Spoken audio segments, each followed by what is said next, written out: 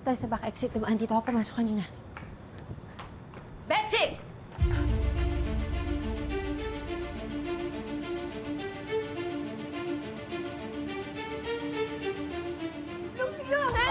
Nay! Tama na! Tama na! Sama kayo! Ano ba yung gagawin ninyo?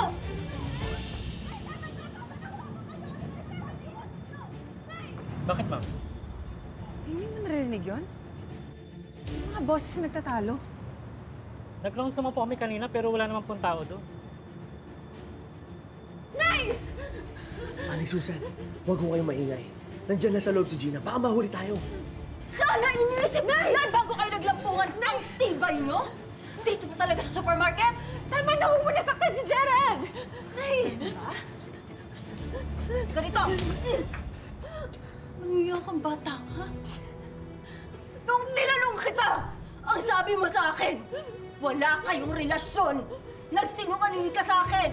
Buti na lang nakita kitang umalis na mansyon. Nasundan kita. Paano kung hindi? Ha? Lulukuhin mo ako? Ang nanay mo? Susuwain mo? Check na lang natin ulit. Come on.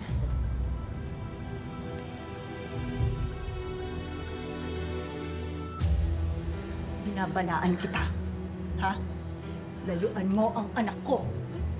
Kung gusto mong mawala lahat at bumalik sa squatter, wala akong pake. Pero wag mong idamay si Betsy. Saka ka na magalit, Aling Susan. Pag nahuli tayo ni Gina, pare-pareho tayo malilintikan. Yung ba gusto nyo? Oo nga.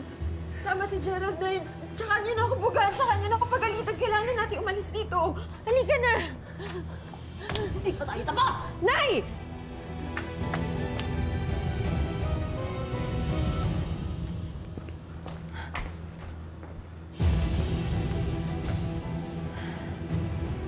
Doesn't make sense. May narinig akong boses na nagtatalo.